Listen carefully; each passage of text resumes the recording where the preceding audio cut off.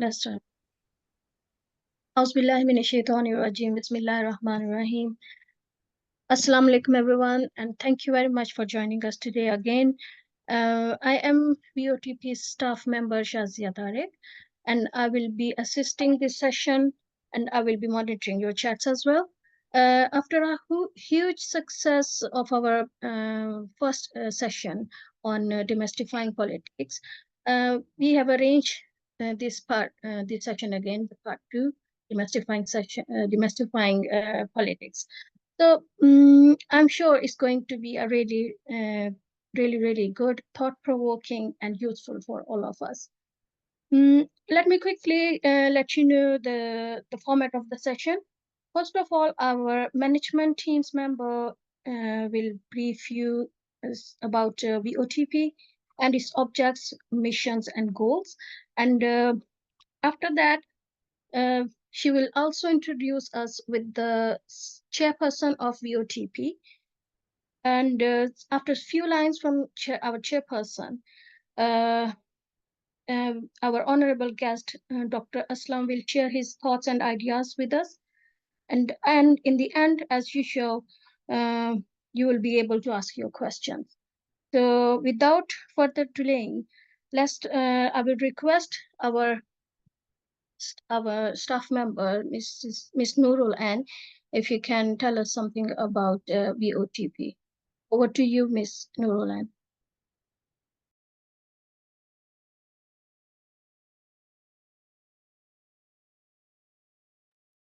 Miss Nurul Ann, can you hear me? Yes, Shazia. Jazakallah khair, Sister Shazia. I hope you hear me well.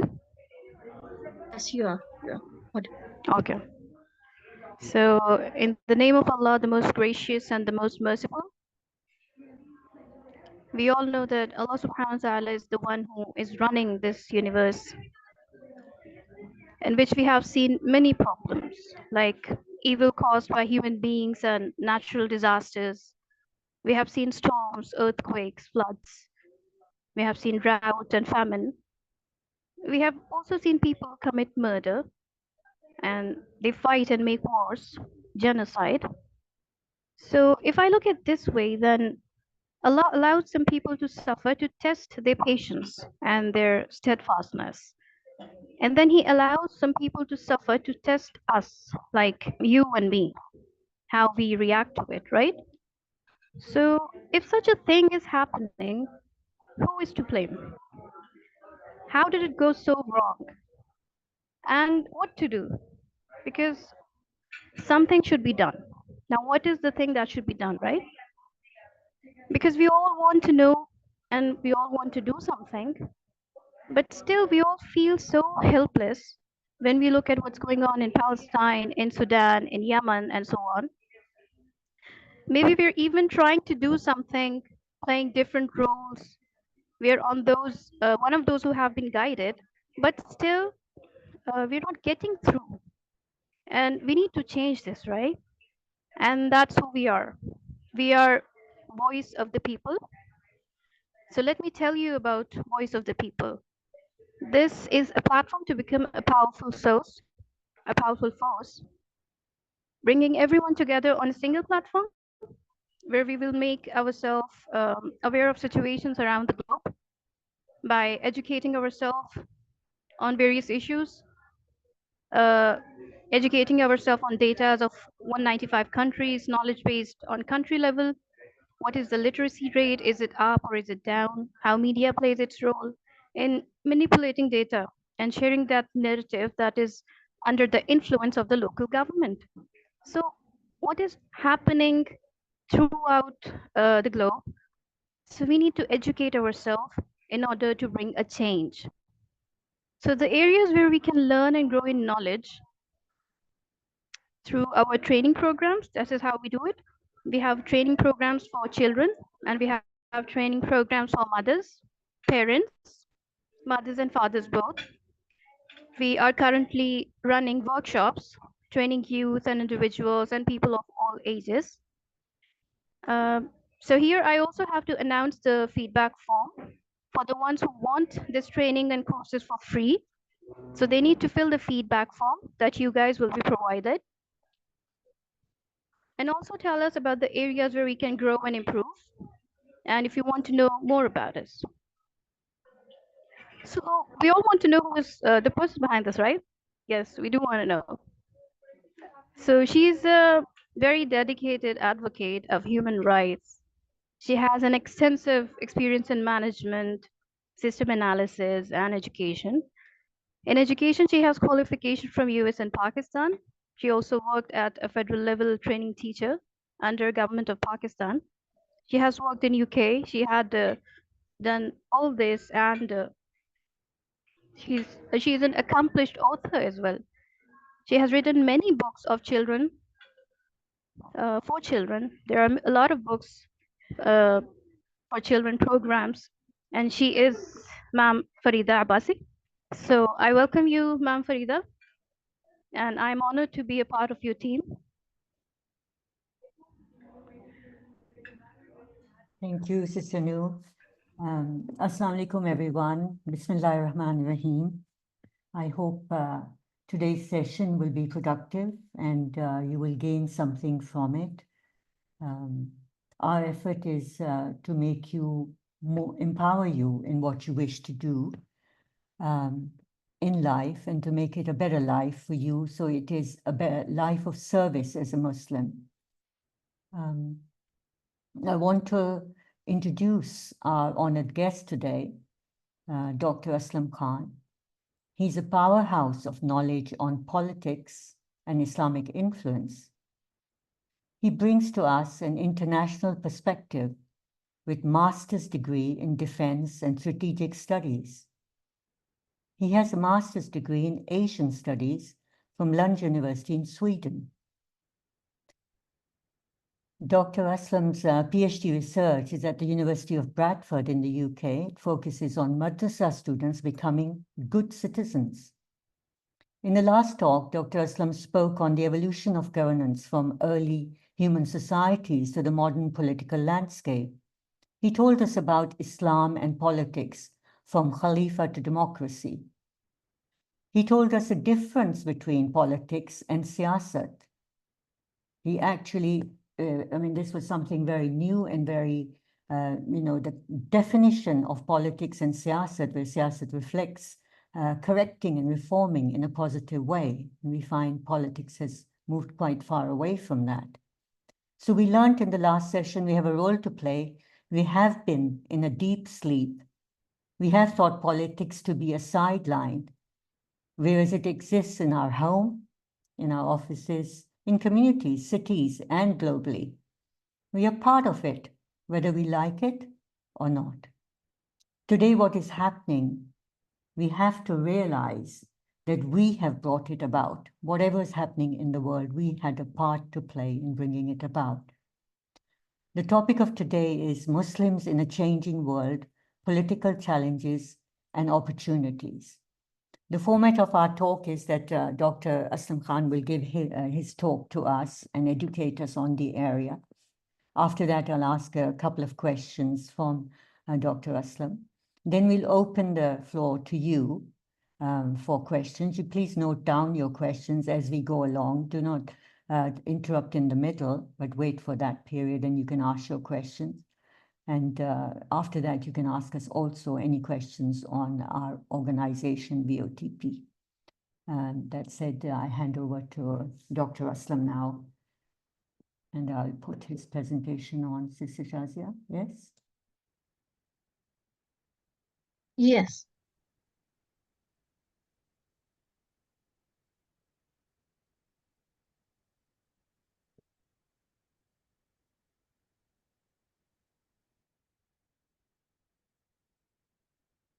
So over to you. Are we ready, Dr. Aslam?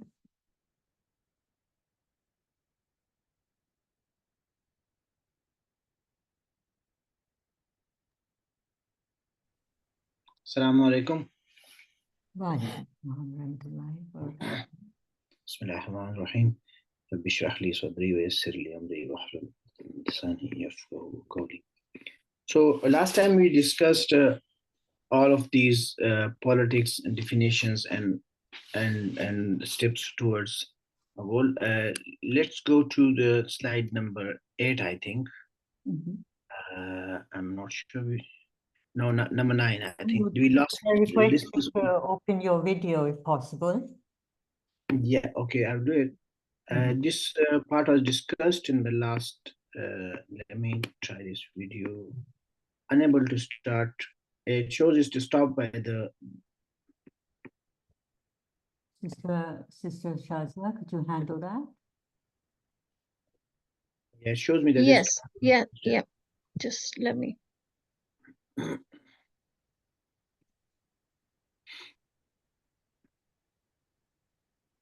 Yes. If you can try now. Yeah. Right now. Yeah. So next slide, please. Yeah, we have discussed this slide last time. Yeah.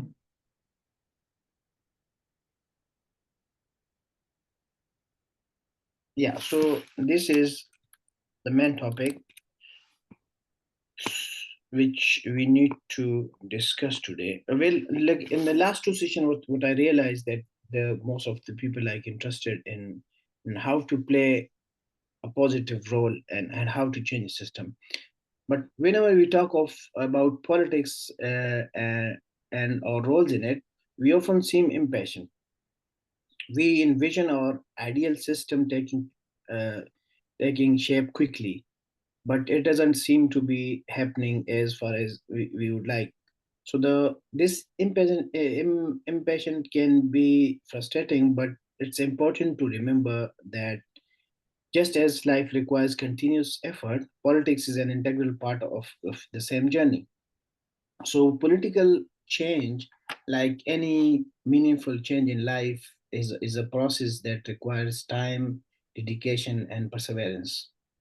So approaching politics step by step is very crucial. Each small effort contributes to a larger goal, and which we envision our goal is a peaceful Islamic system or a peaceful governance system which solve all the problems with from a small local issues to international global issues. So contributing to the large goal and every action taken in the political sphere can have a cumulative impact over time. Our ultimate objectives, whether they are peace, justice, or systematic reform, are lofty and complex. So achieving them necessitates addressing and rectifying numerous issues, both large and small.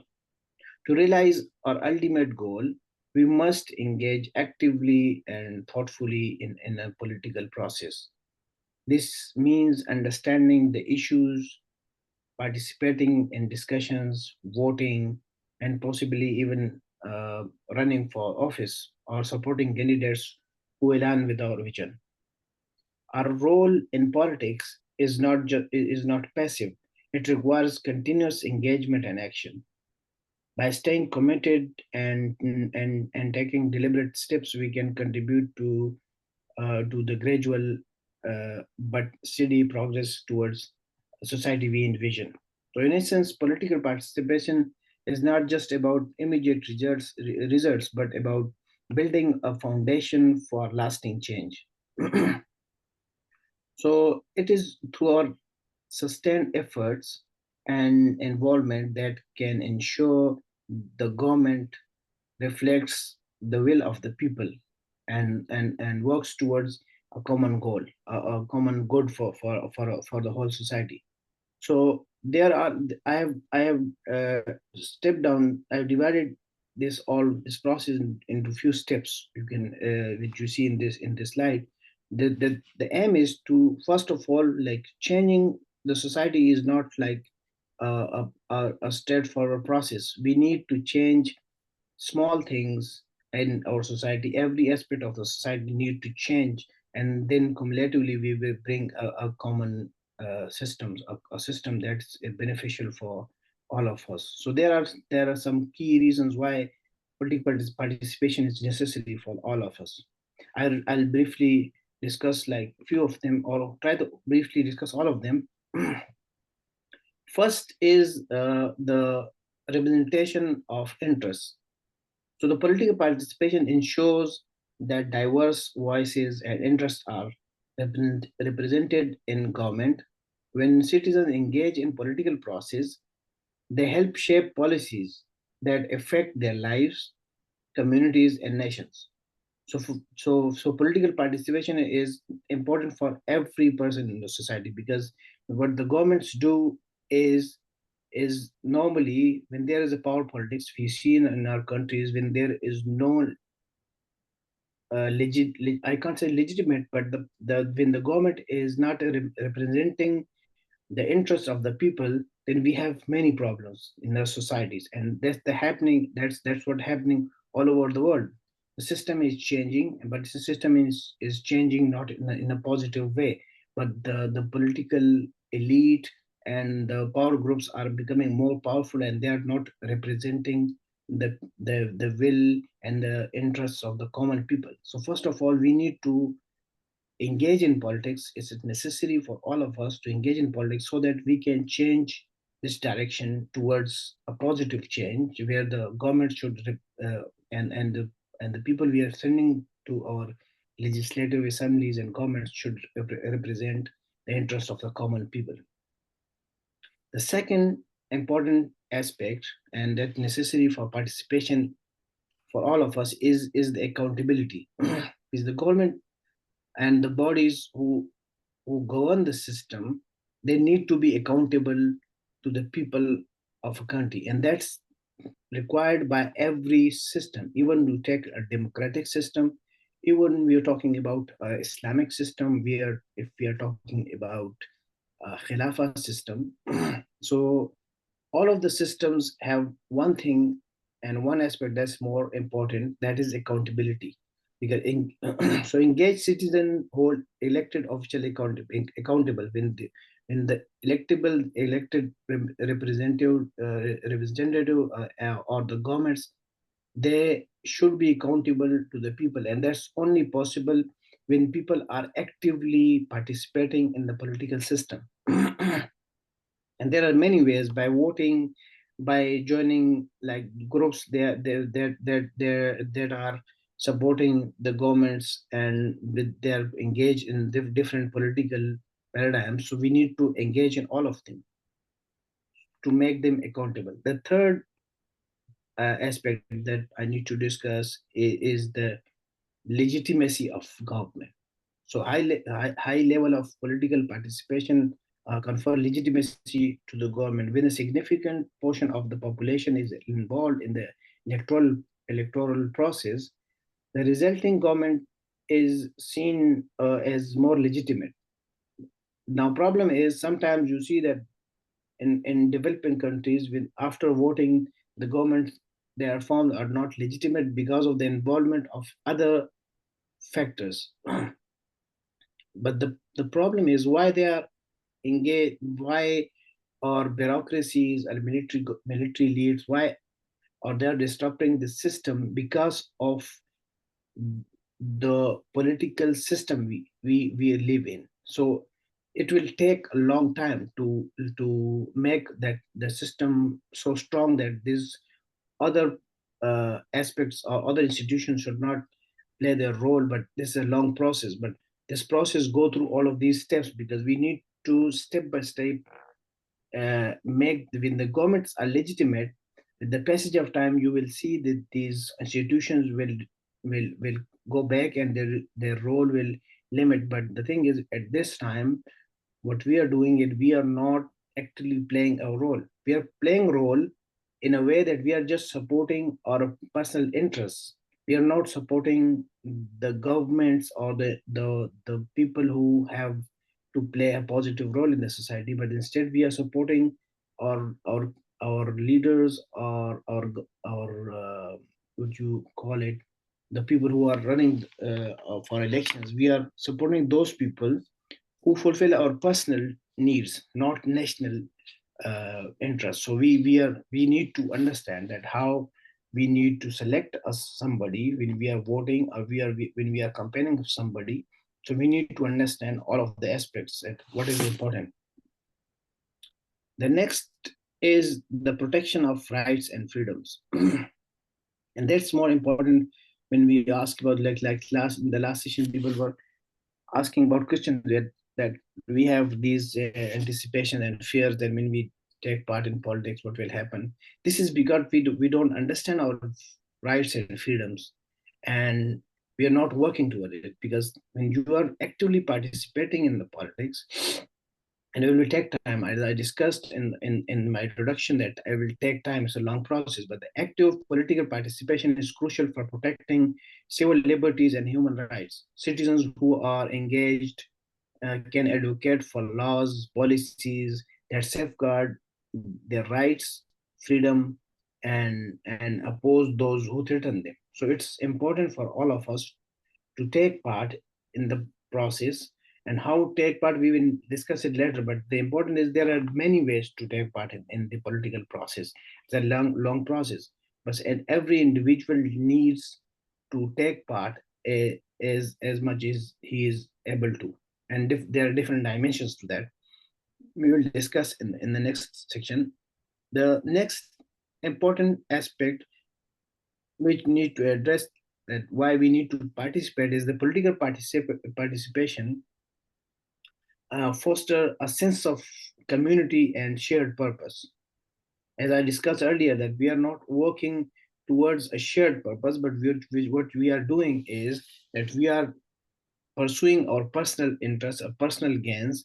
That's why our system is becoming weak and weak every day. And we see that in countries, in developing countries like Pakistan, you see that some individual are becoming more powerful, more rich, more authoritative, because there is no common goal for of the community, because we are not working towards a common goal. So political participation fosters a sense of community and shared purpose.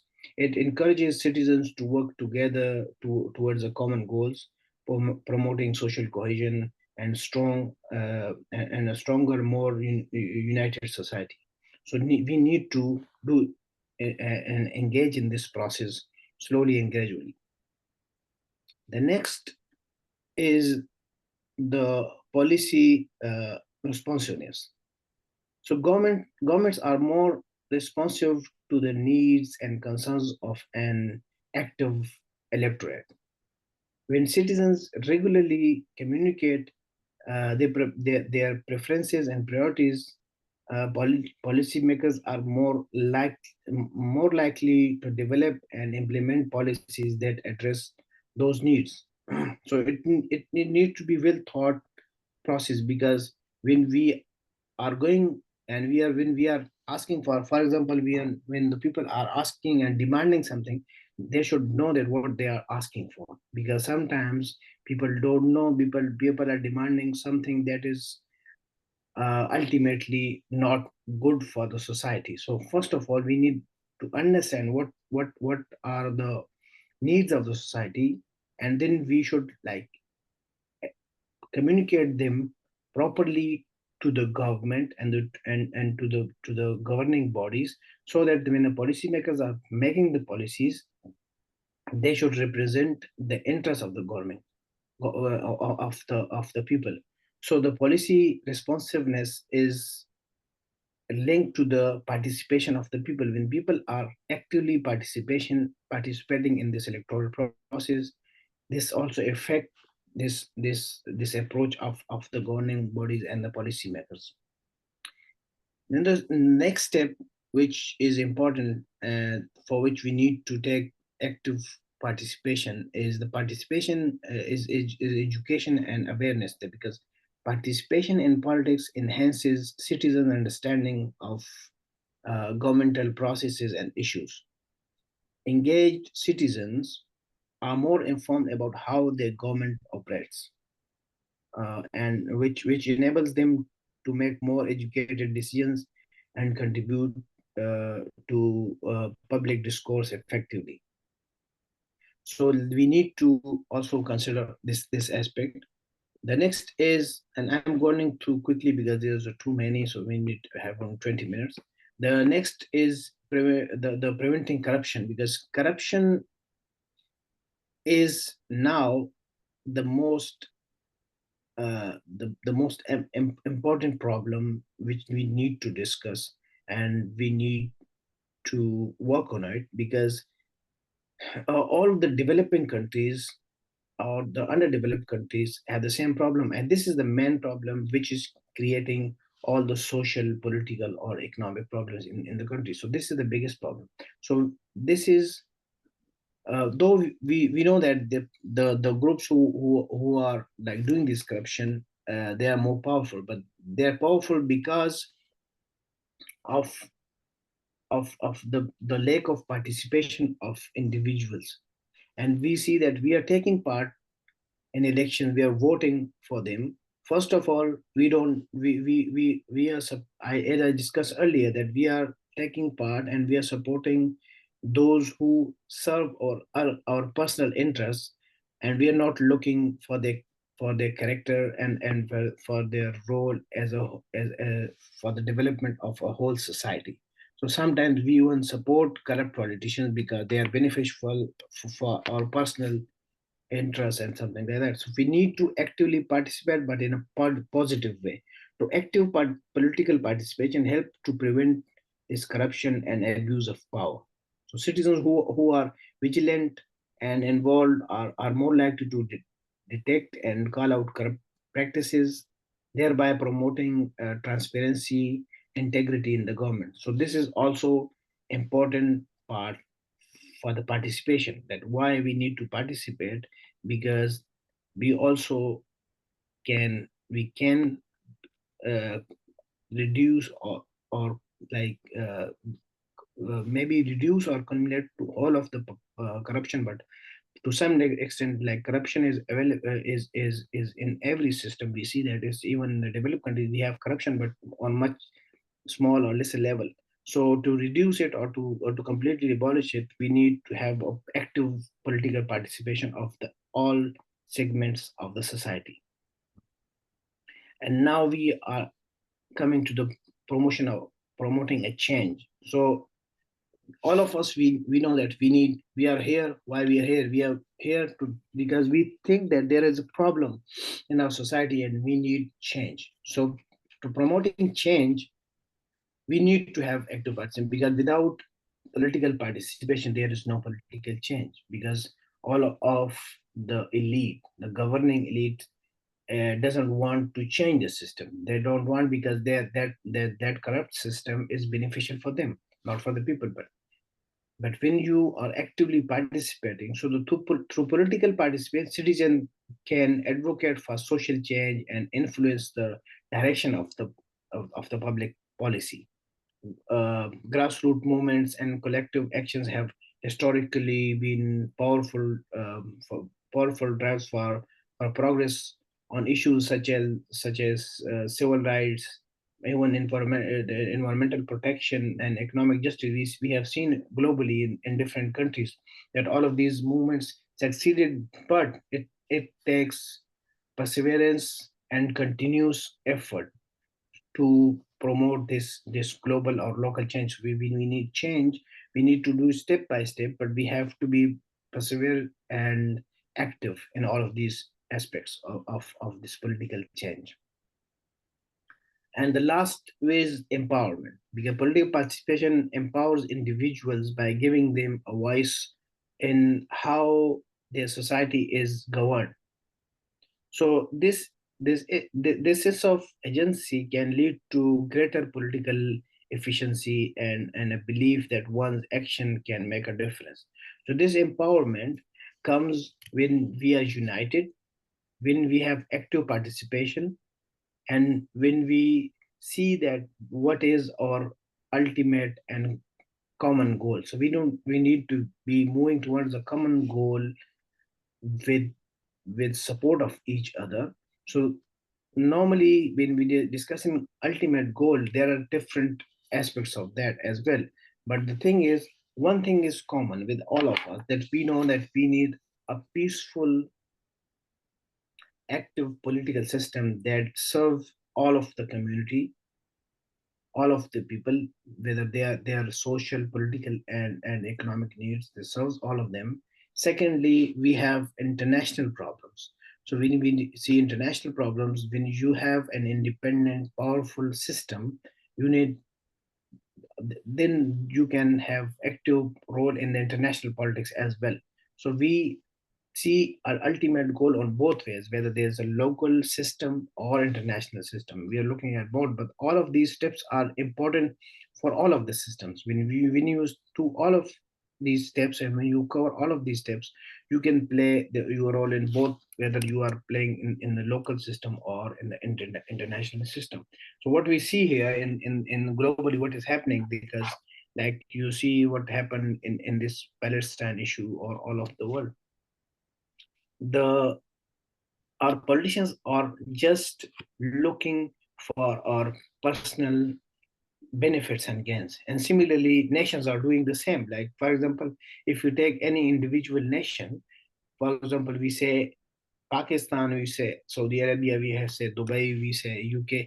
Every country is looking for their personal interest, not for the global common good.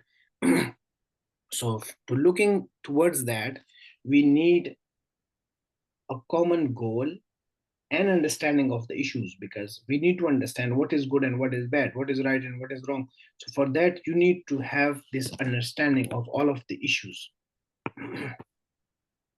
So this is one part. The second is now now most of the people ask about this question, that what are the ways to participate politically. There are different ways of participation. There's not a single way, and everybody, from a single person to any group, any, whether they are religious groups, whether they are any communal groups, whether they are ethnic groups, they need to come together.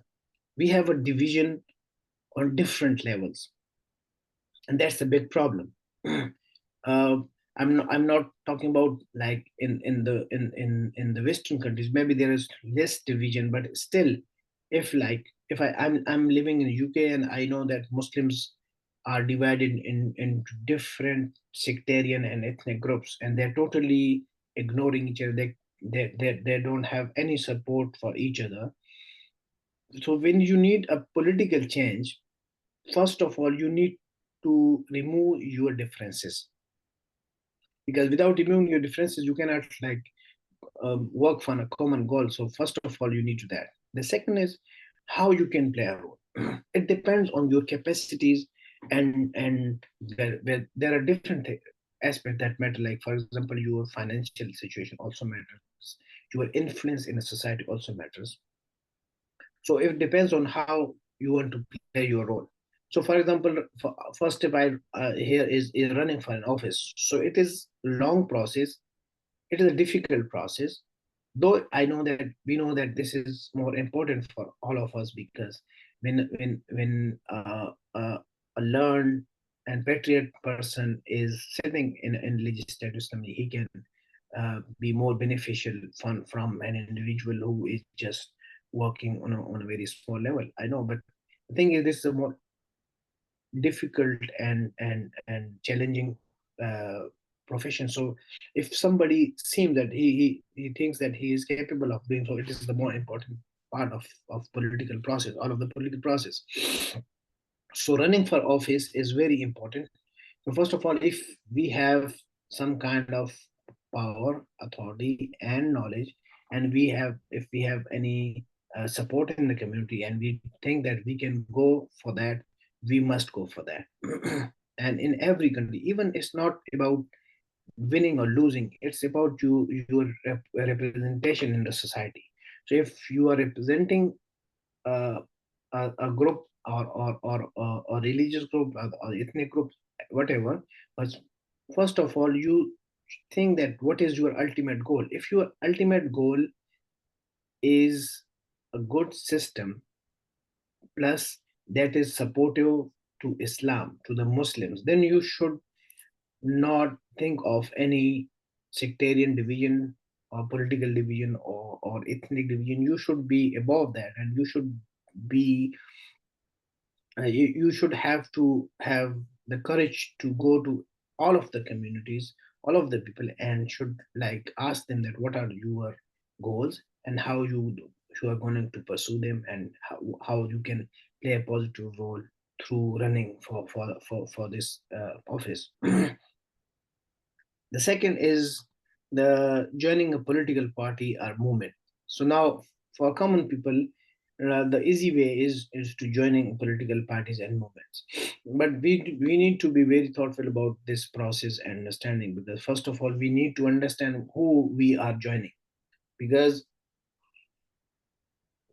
sometimes people don't think about it. They just think that people are saying that this party or this person is good, and they just focus on it. No, you need to, first of all you need to do your homework to understand that what is the political goal of that specific political party and or movement.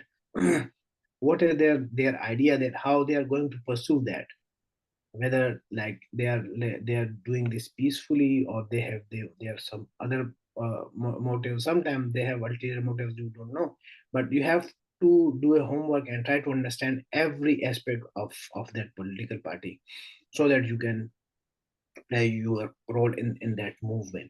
And there are many movements going on, and it's not like all of them are good or bad. You have to go and check it whether they are like working for a common good, and you think that your ideas are like some way aligning with their envisioned goals. So you should join. And one thing I must say that you should not work independently. Whether you should join a political party, you should join a group, and if you think that none of them is capable, or you think that none of them have the goal that you envision in your life, you should make your own group and combine those people who have the same understanding like you. But you should not work independently, because independently you cannot like make any change. You have to have some kind of common goal, and you have to have more people with you. So if you want to join a political party, first it's good to go and study them and join. If you think that they are not capable, you should make your own group. And it's not like you just make a political party. It's not about political parties. Even you can make a very small group of discussion, where you should discuss and understand that what are the problems, and then how can you play a role by supporting a political party, or by giving your ideas to them, or whether you're joining some small groups they are advocating for these political parties. So you should design your own ideas and groups, that how you can actively participate by joining a group or by making a group. And voting, you know that what is voting, because voting is very important in democratic process, because we are living in a democratic society. So democratic society is mainly running through all of these electoral processes, and it is very important that you must vote. Whether you are living in any society, you must vote.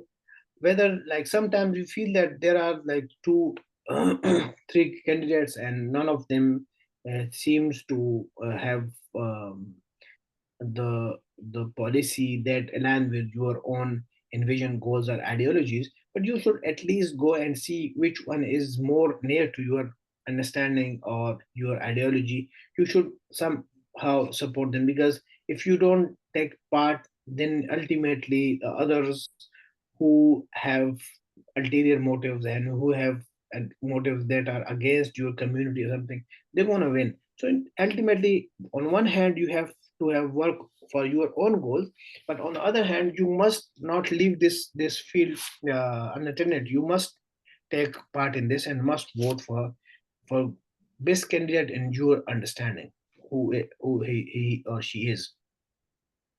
Now, advocating and activism is the same. Like you have to have social groups in the society, and you should have influence, that you can have actively influence political party or the governments or something, because that last time I discussed, or maybe in last or the last session, that we are working individually. There are some people who have achieved politically in these Western countries, but not collectively. We don't have any collective effort, so that we have this if in a way that we should uh, present our idea, our goals, or our problems as a community to the governments. So we have different issues and problems in different countries that are related to Muslim communities. But why we can't solve it? Because we have no common uh, platform from which we can like go to government or bodies to say that these are common problems of our community. So that's why we need advocacy and activism from all say all of our youth especially. So you should take active part in that. The next is public uh, commenting. So participating in public comment period for proposed legislation or regulatory changes. So what is happening in these countries, even in especially in the democratic countries, we see that this is a very important aspect, and we need to be very actively participating in these processes. So is that volunteering helping the with campaigns, voter registration, or other community organizations. So all of these are important in this democratic process. So we should be very active on all of these. For example, we are an individual living in a society, and we know that these groups are important in the society. We should have some kind of link with them, and we can, if we can volunteer for them, it's very important to go to the societies, because the areas you see that now all people are not like actively participating in these bodies and not attending these activities. There is most of the people are not going for vote.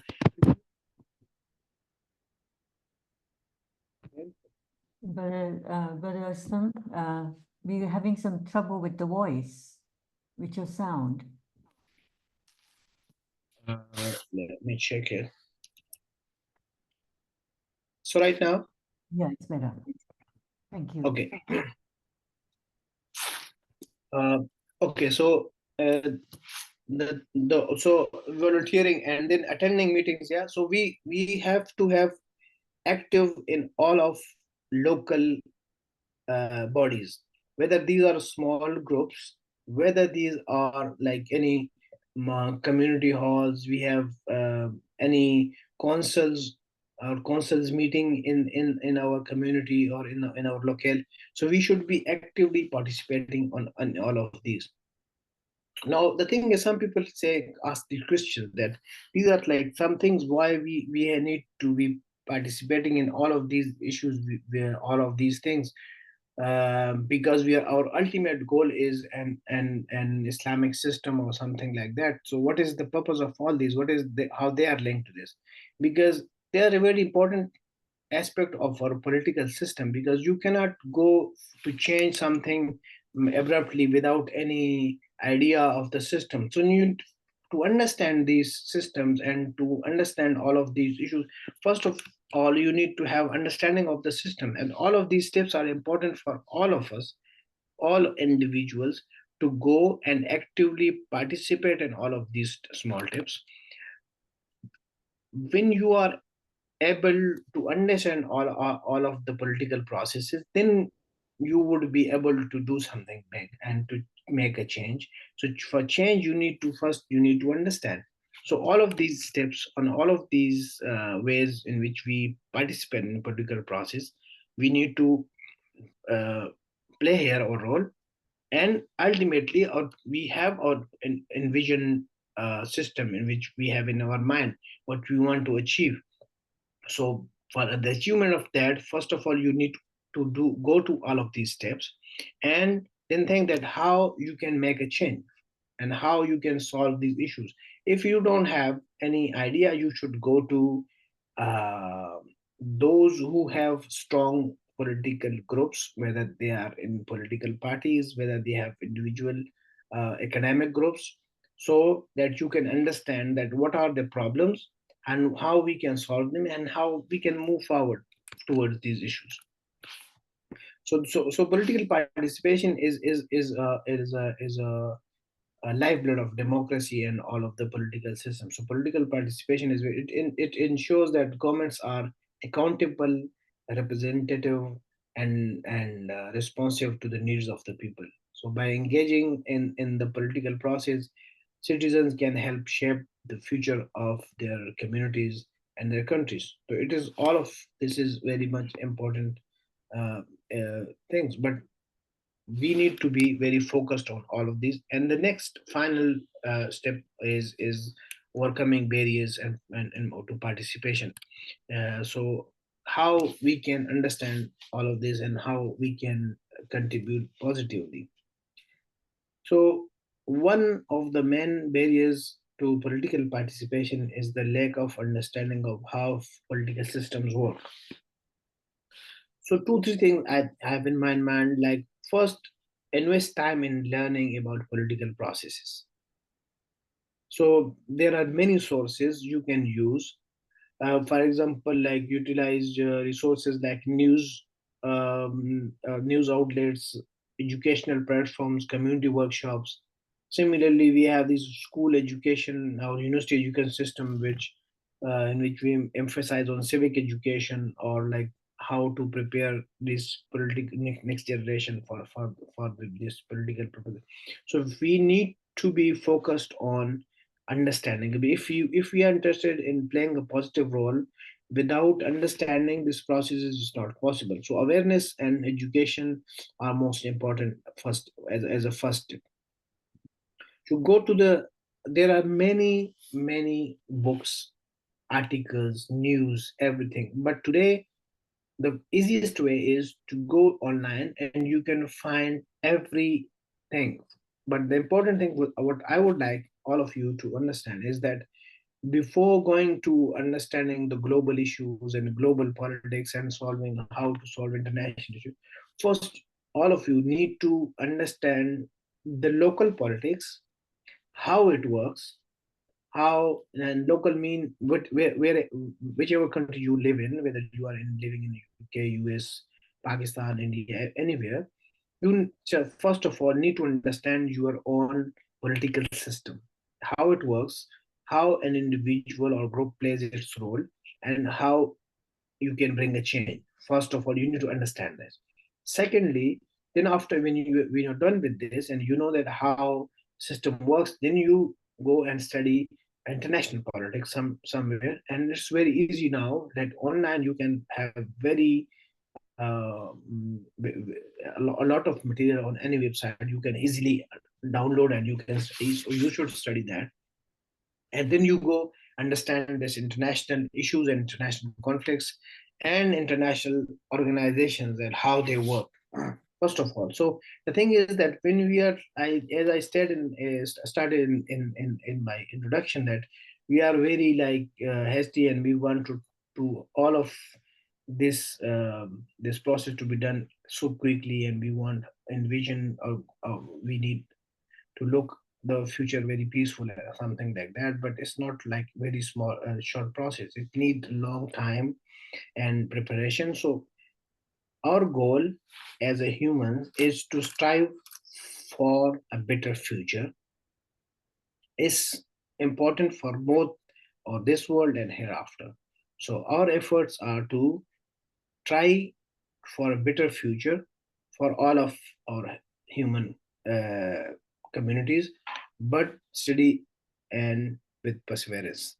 The second, how to for awareness. The second thing is what I told earlier, that create and join networks and encourage political discussion and participation, because sometimes you have some ideas and others have some people have some ideas, and you come together, we sit together, we discuss it, and there are like some things you you are not sure about, you are not clear about them, and when you discuss them, it ultimately gives you some kind of fresh ideas that you need, that now we can do and how we can proceed with that. So being part of a group can provide the support and motivation needed to stay engaged. So you need to be engaged in some kind of networks. And I told you earlier that if you don't have any party or group that seems that you don't want to support, then you should have to have your own group, and you have to initiate for that to make your own. I would conclude this all of this with that politics is not a distant or in the exclusive domain. It is the bedrock of our society, affecting every aspect of our lives. So by demystifying politics and recognizing our power within it, we can encourage our voices be heard and contribute to shaping a fairer and more inclusive society. So participation in politics is not just a right, but the responsibility that we all share to build a better future. That's what I'd say. Thank you so much for joining, and you can ask any question if you like. Thank you so much. Thank you, Dr. Aslam. It was a very informative talk, and it covered such a wide range of areas and how we can, each individual one of us can play our part. I have three questions that I would like to put to you. Then after that, the public can ask, our public can ask you any questions. My first question is regarding empowering Muslim women. Many Muslim women wonder how they can participate in societal and political activities while adhering to the Islamic principles. Can you shed light on how Muslim women can engage in these areas and whether it's allowed in Islam? Okay. So first of all, whether it's allowed in Islam or not, we have a long history of women who have very strong and powerful roles in the Islamic history, throughout the Islamic history from day one. Like even you see the role of Hazrat Aisha and all of these women till till the Middle Ages. Still, we have women who are playing role, but in Islam, we know that we have uh, these women have very strong and powerful personalities, even in the political system, so we cannot ignore them. How they can play, there is a maybe like there a difference of opinion on that, but there is a role. So what we do actually, normally in the society, we often ignore the role of women in society. Women can play an important role in the field of politics in I think in two ways. Two, because one is that in today's society, women can and are more do women can do all the roles that we discussed earlier in this session. All of these are possible for women, and they can do it. If we take the example of Pakistan, for example, at present there is a considerable number of women in the legislative assemblies, but there is no benefit because they have become a part of that system. So they can play a role, but the thing is, what we are doing is we are sending them to assemblies. There is more women in more percentage of women in Pakistan in legislative assemblies than any maybe in even in the developed countries. But the thing is that they are part of that system, which is not beneficial for any of us. So we are trying to change. So therefore, only positive character is needed, and therefore, if women want to play a positive role, then they should first educate themselves. What are our real problems, and in uh,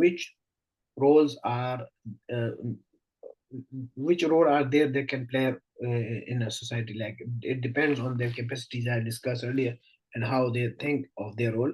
Second is those who are educated should reach out to those who don't know about the importance of their role in the society, and this is the responsibility of all of the educated women, because we know that most of the women in our societies, they don't have any understanding of even their own civil rights, their family rights. So first of all, we need to educate them, and those who want to play an active role, I think they should start by doing educating those who don't have this kind of knowledge, because we know that most of the people don't have access to education. So it's the first role they should play, I think. Mhm. But and by society I mean every aspect of life, like they can play a role in every aspect of it, because most of the women are even unaware of their rights and duties even given by Islam, that what are their roles and what are their duties. So first of all they should like focus to understand them. The second, that's most important role a woman can play is their role as a mother and a wife. For example, mother's role is fundamental to our society. So a child who is brought up in an environment of fear, uh, he is not like worthy to the society, because this person cannot support a good system. Like when a person is brought up in an environment of fear, is not, or he or she is not to support the truth, then he can never play a positive role in the society in his life. So it is the responsibility of the woman to train their children in a way that they should be beneficial, and they should be able to support the truth, and they should be able to stand for the truth and justice. So first of all, that is the most important role I believe of a woman, even from the Islamic perspective. The future of like the nations depend on the next generation, and the role of women is the most important, because they have to train the next generation. Mhm. Similarly, in our societies, the preferences of like, sometimes maybe some people may differ, but the preferences of the wives affect the role of men in the society. So if their priority is only to live a luxurious life, it is very difficult to play a positive role. So I think there should be understanding between the couples, with the men and women, that how kind of what kind of role they want to play in the society. So if women want uh, to have a positive role, then there should be understanding of goals and ideas within the families. I think this is all of the roles are always related to women, because women are the part of the same society, so they have to play a role in every aspect. Yeah, I totally agree with you, Dr. Aslam. So we are saying that if women as our responsibility, we should learn about the rights and responsibilities, and we have to take it forward in the home, promote it in the home, and bring it to the next generation, to our children as well. So related to that, my next question is, how do we elevate the status of politics? We see that the best students often avoid politics because it's seen as disrespectful profession by their parents and society. How can we change this perception and make politics an esteemed career choice? And realistically, how long might this transformation take? Because it's really a taboo area at the moment.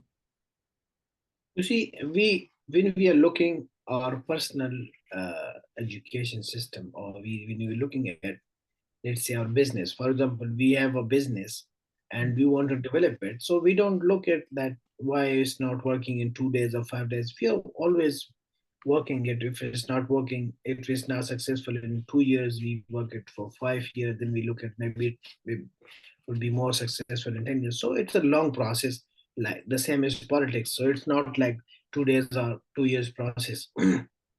So first of all, we need to understand our responsibility, because if you think that it is your responsibility, then it's easy to take part. Like it's not easy thing, because you're not getting any benefit from it. It's like in benefit is in a business or job you're working, you know that at the end you will get some monetary benefits. But in politics, if you're working for a positive change, you know that you are not getting any ultimate benefits in any sense. So it need very like strong commitment to the system and to the society. You said that people are not interested. The thing is that what we are teaching the students in our college and universities and anywhere is that go to the college and university, take a degree, and find a job, because all of the aim of the education is to get a job, nothing else. But I think the aim of the education was not to get a job. The aim of the education was to build a better society, and job and business are like uh, the your responsibility, and whether you are educated or not educated, it's your responsibility to earn money and for struggle for a better life. So not connected to the education, but what we did is actually we made education as a part of our business. So we go learn, and then we do sometimes job or business. So education is only for that. So I think if you want me like to comment on that, like why students or young people are not interested, because we are not giving them any sense of responsibility, that what is their responsibility towards their society. So if we can give them any kind of this idea that this is your society, you have to play some role.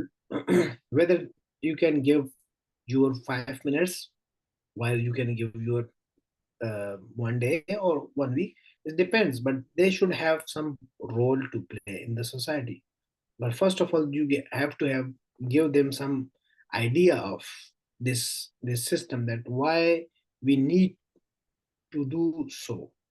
And that's important, because what's happening in our society is that like this materialism is increasing every day, and that's why we are not focused on anything. Even our religion, we have like not, we are not or like owing anything. Like for example, if you take Islam is our guiding force. It should be, but it's not in a positive sense. We are not like taking things from Islam. We are just focusing on personal interests and personal goals.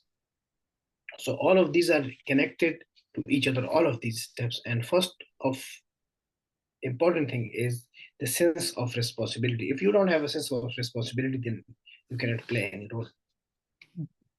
I understand. I agree with you.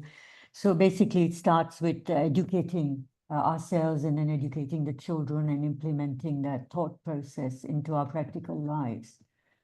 Um, my third and last question here is, well, how do we bring about this fostering unity amongst our fragmented Muslim groups? With such fragmentation amongst Muslims, what steps can we take to foster social cohesion and unity within our community? How can we build a strong, united front in politics? Yeah, this is very important. There are three kind of things. One is we have this division on different grounds. Uh, some are like sectarian grounds, some are religious, and even ethnic grounds.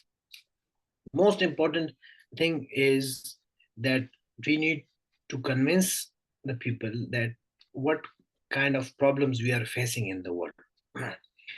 We have so many problems locally and globally, and we have ignored all of them, and we are just focusing on our personal uh, maybe we can say personal goals, personal issues, or whatever you say, ethnic issues, or the sectarian problems. The thing is, we are not uh, joined in any cause because of this division in every country, whether we have been living in Pakistan, whether the UK, US. You see that all of these communities have their distinct locales, different mosques. So for this, we need to have like, if you go to personally go to anybody, they think that they are not like having any kind of issues, but internally there are so many issues. So first of all, we need to bring them together, and for that purpose we need some people from each of the community and each of these sectarian or religious groups to come together for a dialogue. And this dialogue should be in the purpose of the dialogue should be to reduce these differences among these groups uh, to a minimal level we can do. and then we will, if we can do so, we would be able to solve all of these issues which you were talking about. But these are like important issues, and why we are not solving them? Because we are not interested in them. We are just interested on our group, and we think that when we go, maybe like maybe this ego problem or something, I don't know, but we are not ready to go to other people who are against us, who are not supporting us, or maybe they have problems with us. So it's important for all of I think there should be some people, educated people, who should go to all of these communities and convince them to, they should sit together, have a dialogue, and set some goal that these are our problems, these are our very serious issues on the community, and we should be, at least we should sing together, we should sit together, and we should have some kind of common ideas and common goals, and we should focus on that. We can set aside our issues, personal and issues and differences, and we try to move forward at least on some issues which are very crucial and important for all of us. Like we see, for example of these Palestine issues you can take, or any other international issues. So we know that we are all have the same idea about these issues, but we are not together on it because we have our personal differences. So I think first of all we need to sit together to discuss that what are our personal differences. We should set them aside and first focus on uh, the goals that are common to us, and then we can solve other issues as well. Right. Okay, that sounds like a good solution. And I think you spoke about social cohesion, and that's what you're aiming for by this dialogue between us, or between different groups. Thank you very much, Dr. Aslam. We'll open the floor to the public now for any questions they have. So, Sister Shazia, you want to start? Your question? Yeah, I have not seen any hand raised. So I've seen this question in the chat. I want to ask Azra Mumtaz. She's asking, can a vote of a learned person be equal to an unlearned person? So the thing is, uh, the question what I'm thinking of is, you're asking from a very religious perspective, I think so, because in Islam there is a difference of the system. Is Islam uh, the, doesn't equate them, because in Islam you see the learned person and unlearned person are not the same. There is a difference, but in the democratic system which we live in, they are equal. So you cannot challenge them unless you have an Islamic system. So in the current system, you have to vote whether you are educated or not educated. And the system, how the system runs is this process, and you cannot change it unless you have very strong argument, because there is even debate among scholars that whether the voting uh, mm, is right or not, or whether this equal vote is a big problem. Even when you go to the religious scholars, they think that this problem is the flaw of this democracy is the equal right to vote, because maybe like insane person and a learned person, they have the same vote and the same uh, right in the society. So it is democratic issue.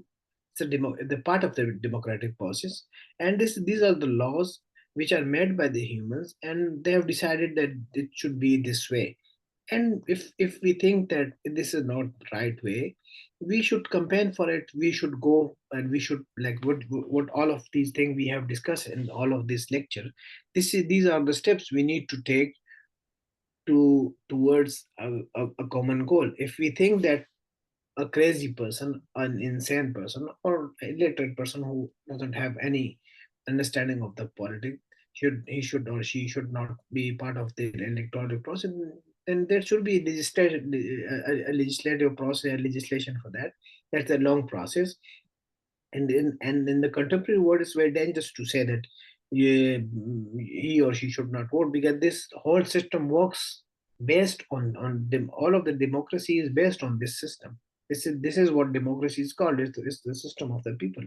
So you cannot change it unless you have an Islamic system. And Islamic system, I know your question, but that's only possible in an Islamic system where you have this. You have to wait the voter as well. So basically, we have to go, and if we feel the process to change of voting, we need to get together, agree it, and push that system forward. That's what you're saying, right? Yeah. So you have to take, you have to like play your role, and like sometimes you are unable to change something, so it's not necessary for you to always like you are responsible only for that things that you are capable of doing. So you should like play your role as much as positively you can. That's enough. All right. So we got Brother Armagan asking, is there any book recommendation on the international governance for beginners? Some book you could recommend that we could read up? So for example, if you want to like from looking from academic perspective, there is Oxford book, academic book, that is Globalization of World Politics. There's a nice book on international politics. You can study on that. There are many other books. For example, I was studying this. Maybe you have seen this book. I don't know. I think you can't see on this. This is a Sapiens.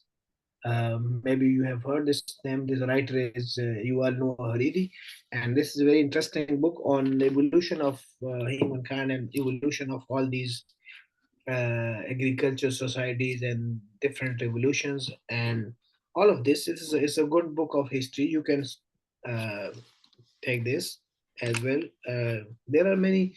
You can on Pakistani politics. You can see there are many books by Tariq Ali.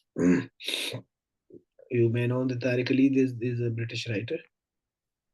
Right. Yeah. But, yeah. Would you like to say something? Assalamu alaikum, sir. I just had one other question. Yeah. So my question is, especially for people who are in the A levels or high school age. Yeah. So what tends to be is that at this moment they don't really understand, or they don't really have a clear path of like what they want to do in the future. So I was wondering, in a society like Pakistan, would it be say not beneficial but functional in a sense? Like, would a woman, for example, if she's finished FSC or A levels, would it be a good use of her time if she then majors in international relations or something like that? From both a career perspective and political, social perspective as well, so she can sustain herself and also, work for Ummah, more or less. This is a bit specific question, but generally, like, people of that age, what is the sort of like a good I think you got the question, but spectrum? you got the question that would it be, how do we broaden that view of thinking? Should the lady go into, a field like And that? for boys as well. This specific example is because my cousin was asking me, but for men and women as well. So if someone wants to go into economics, like how can they benefit the society rather than just, um, Yeah. I hope you understand my question. I understand. So the thing is, first of all, you need to understand that what is political system. When we are when we are talking about this political change, we need economic change. We need technological change. We're not just asking about like to changing the government. So we are thinking about changing the whole system. We discussed these VOTP. In VOTP we have these environmental issues on. So who can solve these environmental issues? We need scientists for them. Yeah. So it's not about the specific type of understanding that we should just go and play a role in politics. Every aspect is important to change, and everybody have to play their role. So we need scientists, we need economists, we need political scientists, we need doctors, we need engineers, but engineer in with the Muslim ideology, politician with the Muslim ideology. Yeah, we need economist who is capable and know how to develop an economy which should be free from this riba, which should be free from all of these negative things, and it should be a properly positive Islamic society, Islamic economy. So we need all of these people. So first of all, everybody who is doing it, like in this mid career, in the education career, they just first of all they need to be focused on their education, especially choose that subject that interests you. For example, if you are interested in economics and you want to study politics, it doesn't mean that it doesn't make any sense. And I have my own honest what I did in my like on my own life. I choose my after my college. I when I went to university, I studied economics and statistics. But I realized that I'm not interested in economics and statistics, so I choose politics and came to politics. So first of all, you need to choose what you are interested in and go in that. And every important, even humanities. For example, if you go to linguistics, we have many several problems now that we don't have good linguists. So we need experts in linguistics. We need, so you should focus on education. Plus, you should study Islam and importantly Quran, because in our society we are not. Yesterday there was a question about this the Islamic studies and books and everything. So you don't have to just focus on Islamic studies book, but you need to your base is Quran. So you need to study Quran and understand it, so what Quran says about it, and you just have to relate yourself with this, because Islam is not about any specific kind of person, or specifically we see this our Islamic history that all of these scientists, the base of every science is coming from Islam. So all of these scientists of the 12th or 13th century, how they became scientists, because of they knew that Islam uh, wants them to explore the universe, explore the world. So they studied everything.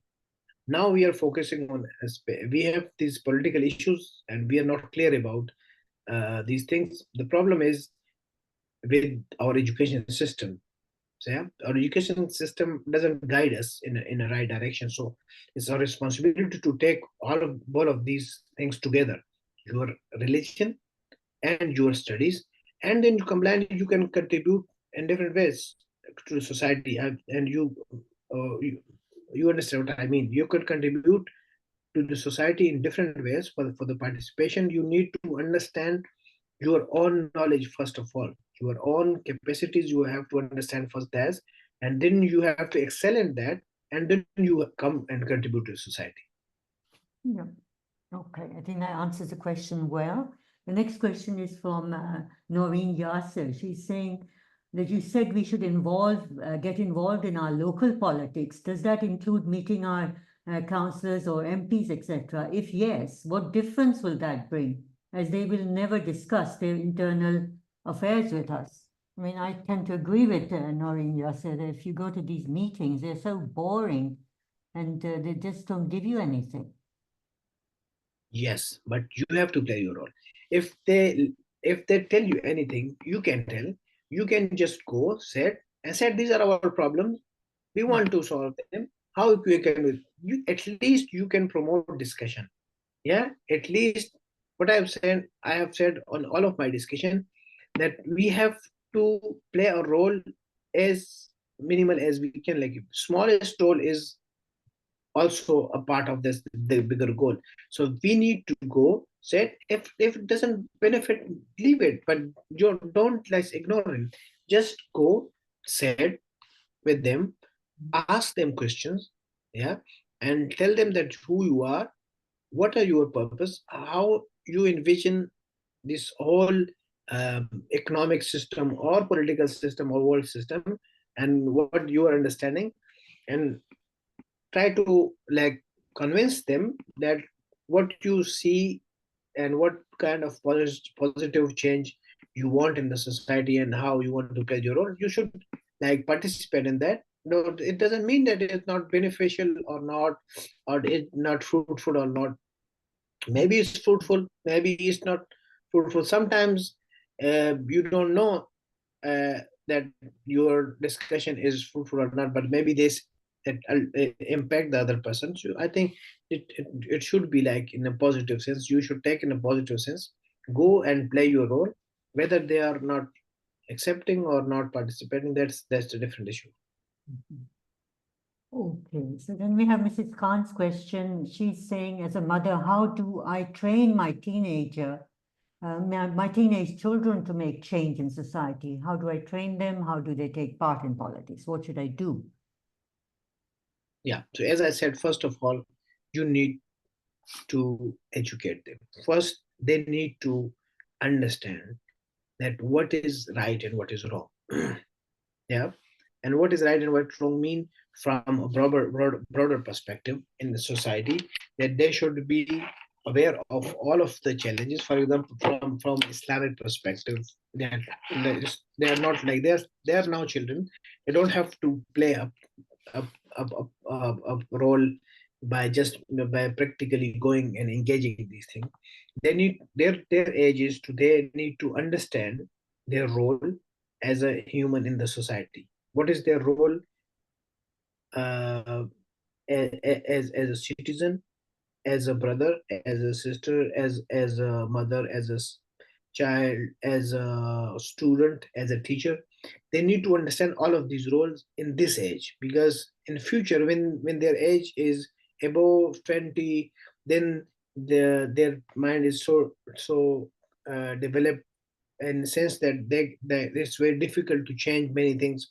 In this age, they need to learn all of these things. First of them, we need to be very careful about our own actions and our ideas, because all of the time when we say something in our homes, uh, very small things, and they can change their life.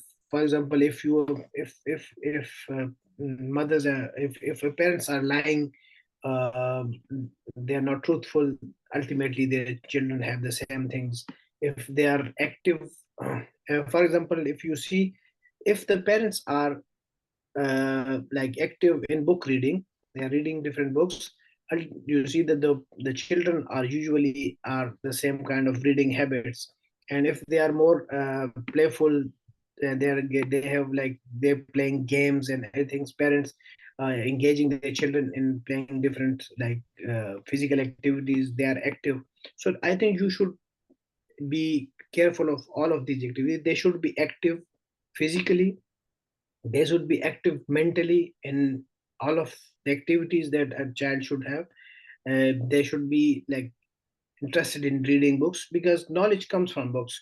So ultimately, with the passage of time and the times goes on, they will be independent, and they should where they will use their time. It depends on their training at this age. When they are using their most of their time on just social media and these things, in future they're not going to leave these activities. So there should be an understanding of they should have like this positive uh, communication with these books, and they should be active in reading and understanding. Especially, you should give them a sense of uh, responsibility from an Islamic perspective, because what we are lacking in all of uh, Muslim societies is that our youth is very distant from the Quran. They just know Islam from social media. Yeah. So one scholar is saying one thing, the other is saying the other thing, and they are confused that what is right and what is wrong. So I think to to make this balance, you should personally focus on these issues and clarify them that this is the Quran, this is Islam, and this says Islam says that how you lead a positive life, and this is your role, and you have to play this. I think so. It's my understanding. Thank you, Dr. Aslam. We'll open the question for Sister Rizwana. Would you like to ask your question? Yeah. Assalamu alaikum, brother. Brother, I had just one question in regards with voting. You said we should vote, but I want your view on this scenario. In local election, we had two, representatives. One was independent and one was representing Labour. And the Labour has the classic, okay, he's from our Granda Bandais, from our village, so he's, permanent, getting always is, Labour is winning in the area. Now, the independent guy was giving the new idea, okay, we will be supporting Palestine, because everybody know Labour is not supporting Palestine for that reason. So he got about 30 to 40% vote from the Labour, but unfortunately he didn't won. But the thing I wanted to say is, because some people voted Labour, some gave the vote to independent who was supporting Palestine, but there were a lot of people who refrained to vote. Was those when they ask the person independent, can you explain your ideas? How exactly you're gonna help Palestine? And he couldn't satisfy, their, answer. He couldn't give answer. He was unable to. So it looked like a lot of independent were playing the card of Palestine, and they didn't had actual plan how they're gonna do anything about it. So they trusted more the Labour, and they went back to, a lot of them went back to Labour as well. At least they know the person, and so on. So in that situation, how you see everybody should be voting, to whom we should be voting? I just wanted your opinion on that. Jazakallah khair. Okay, so what we discussed earlier is that we need to study and understand the system. First of all, we know that in the current international scenario, an individual cannot play any role. Just what he can do is go and say a few words in relationship to this Palestine cause, and he may be able to support the Palestine cause in assembly. But actively playing a role is not possible at this stage for an individual independently. And you know that how this is, you need to understand how the system goes. This is not about the one person. This is a global system supporting each other. This is a global elite. There are institutions that are supporting each other. Even the United Nations is unable to make a change, though there is so much pressure on from many most of the countries in the world.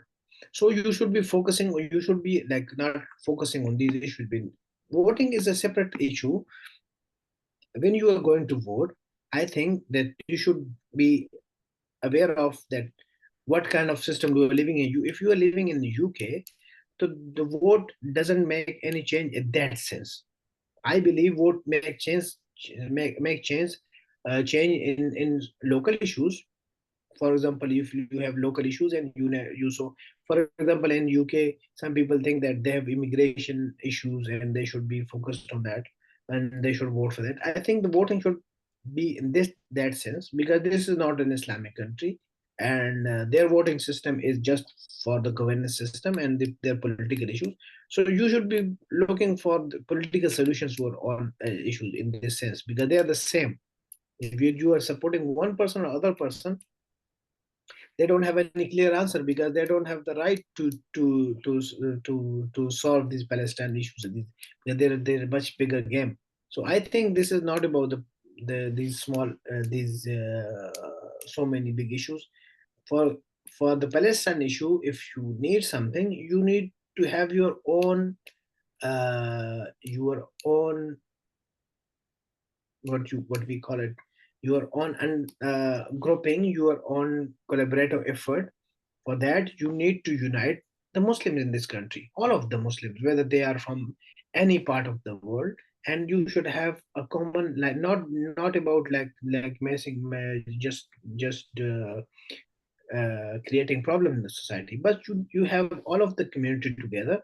You have some a clear vision at what you want, and you need to have your scholars with you from every sectarian or every sectarian group, whether from every country, and you have the scholars from different institutions in the UK who are willing to support you, and you have a common group, strong group, which is supported by all of the Muslims, and you can then make an add a you will be a powerful voice for these Muslim causes if you want to like participate in that. So voting, I mean, you need to be practical, because if you don't vote in this system, then you're gonna lag behind. So you need to be part of that system, but in a sense that you are playing a positive role for this community, because this it's your country and your responsibility to play your role. It shouldn't be like that Muslims are like ignorant, Muslims are like not part of this system. So you should be part of the system for a positive change, and that's my answer. Yeah, so okay, just following up on what Rizwana said, initially we spoke about that if everybody works on a personal level, and you just said do your, vote at a local level on what you want personally. So isn't that just going to make it the same way that everybody's voting for what they want rather than for what is the good of that community? How does that change then? Have I understood you correctly in saying that when you're voting locally, you look at what you want and you vote based on that? You see, like, we have to understand that how the politics works. Hmm. When we vote in a country like UK, when you go to vote, what we are expecting from our candidate, we are expecting from a candidate that he will go to the assembly and represent me on and my community. And what is your community? When you are living in a society, for example, in which majority of the people who doesn't belong to your religion or your ideology, and a person wins election, he go to assembly, he will represent all of you. So it doesn't mean he will represent your ideology, he will represent a common understanding and common issues of the people in that assembly, and these are the common problems. And what we see in all of these assemblies and the power sectors, how this works. So you have to have play your role in both ways. On one hand, you have to have positive. You need to play a role from your personal perspective as a community. If you want to work a bigger cause, you need to be a collective effort, and for that, no, you need to unite the people. Without uniting the people, it's not possible. Without knowledge, Yeah, the cohesion element is very, very much necessary, getting together with people and agreeing that this is what our community needs, and then taking it forward at the local level that this change we want to bring about. yeah. All right.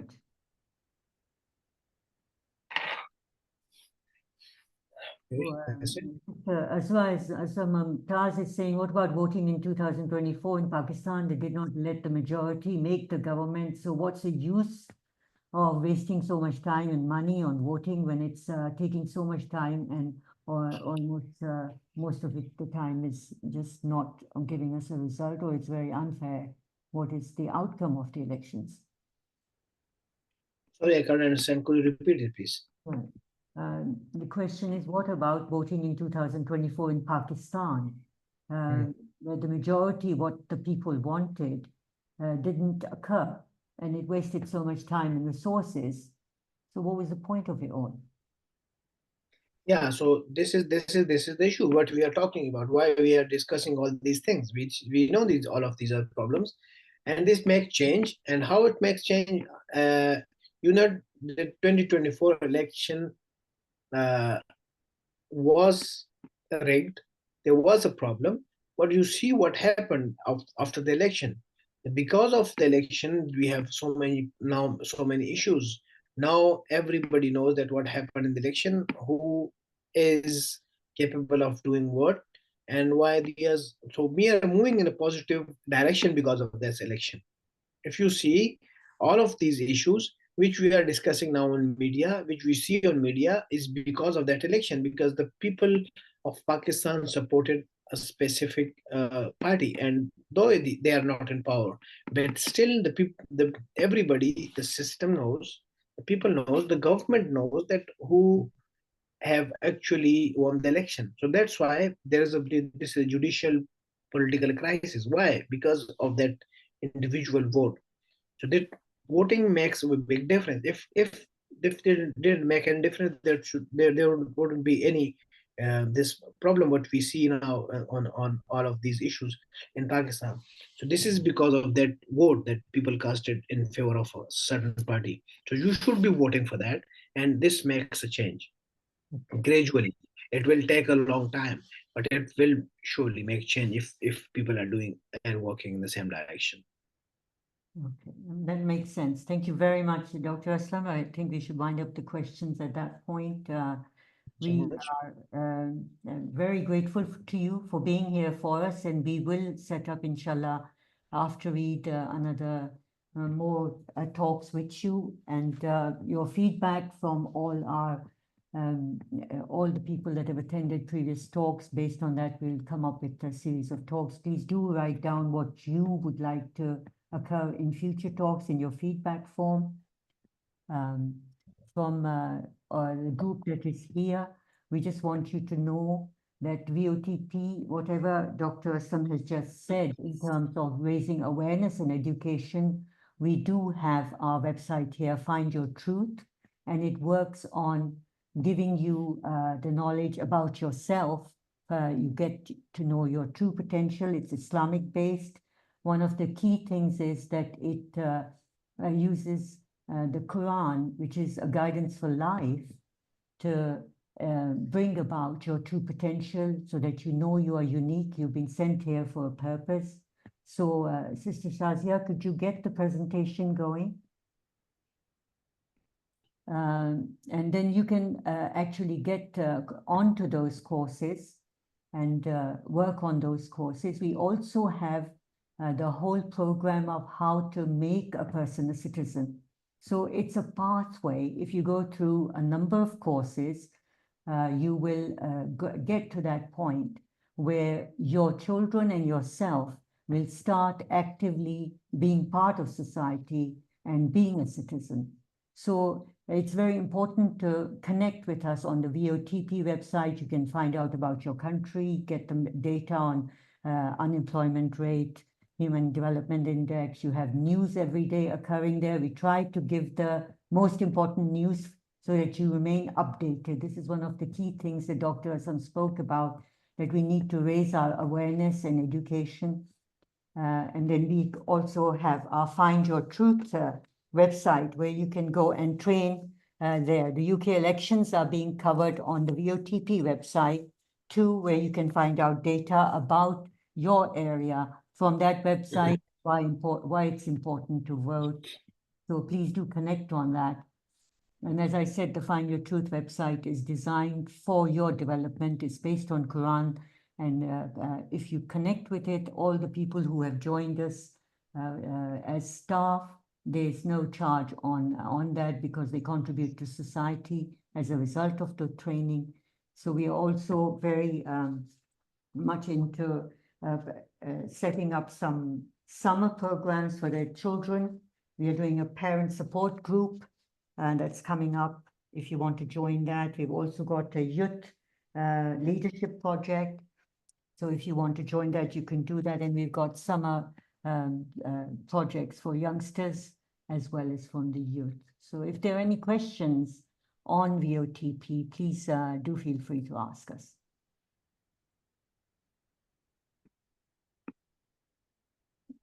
Any questions or everything's clear, then please fill in the feedback form and let us know, what your views are.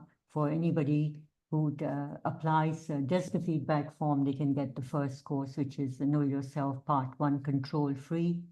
And that would be for the 24 hours from this closing of this session. Any questions, Brother Saad and Sister Shazia? I hand it over to you. No more question. Yeah, I think we should close this for now. Thank you very much, everyone.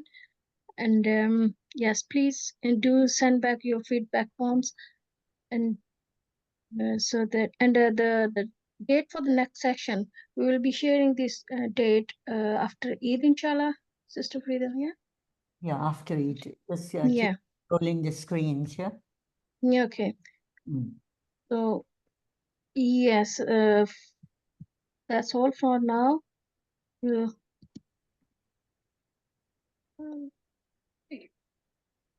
do you want to talk about the other projects? I think that's all. Yeah. That's fine. That's it. That's our last request. To send back your feedback forms, please. So I would Thank you like. very much, everyone, for joining us. And Thank I you. hope it was informative and it helped. We very much appreciate you being here. We would like to know how and we can help you and what would you like to happen in our next session. So do please let us know that. Thank you so much. Allah Hafiz. Jazakallah khair.